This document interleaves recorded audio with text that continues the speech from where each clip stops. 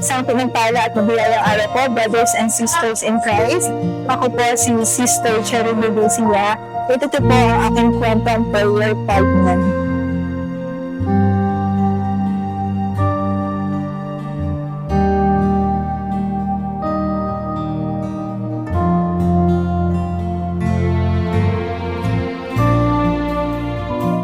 Ang aking pong brother husband na si Brother Drake, siya po ay member po ng choir sa gawain po ng ating Panginoon. Siya po yung nag-akay po sa akin dito po sa gawain po ng ating Panginoon. Siya po yung naging instrumento ni Lord upang ako po ay mapalapit po at makilala po ang ating Panginoon.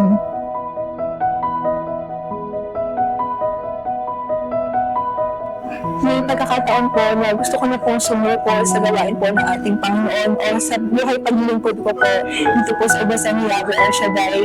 Yung dumating sinabi po ng Panginoon yung aking pananampalataya, ako po ay nag-uumpisa pala ng bilang SBW. Dito pala na po simulang nakikilala ng lubusan ng ating Panginoon. Ang aking pong brother husband ay biglaan po ang kanyang pagpalaw. Yun po yung magtuturing ko po na pinakamalaking pagsubok sa aking buhay pananampalataya at buhay lingkod, sapagkat yung tao po na nawala ay sinong pong tao na nagdala po sa akin sa paanan po ng ating Panginoong Jesus.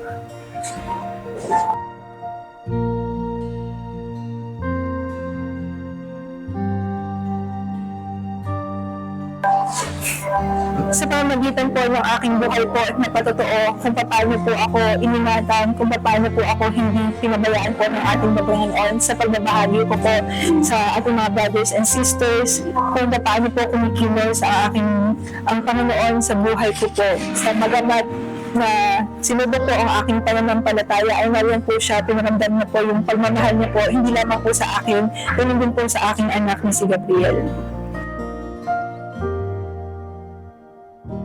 Sa malaking pagpapala po, hindi po ako magsasaya na magpasalamat po sa aking Panginoon na binigyan niya po ako ng mabuting anak na talagang masasabi ko po na naging kalakasan ko po sa oras po ng aking panghina. Talagang siya po yung ginamit ni Lord para po ako ay bumangon muli. Na-inspire po na nabuhay. Siya po yung ginawang instrumento ng Panginoon upang ako po ay magkaroon ng pag-asa.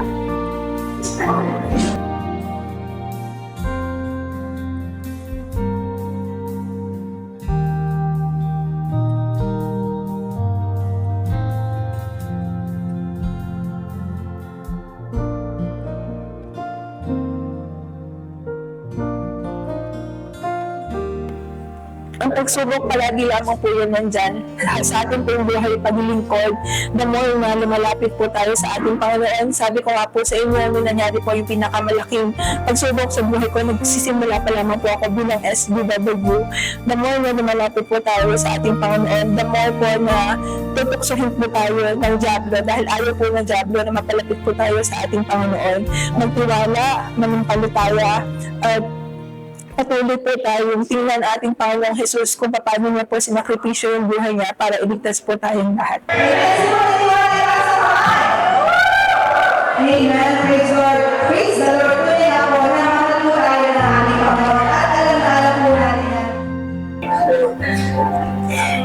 Brothers and sisters, napakagandang paanyaya po ng ating Amang Yahweh El Shaddai sa darating po na June 26, ang ika-33 anibersaryo po ng kanyang gawain dito sa bansang Kuwait.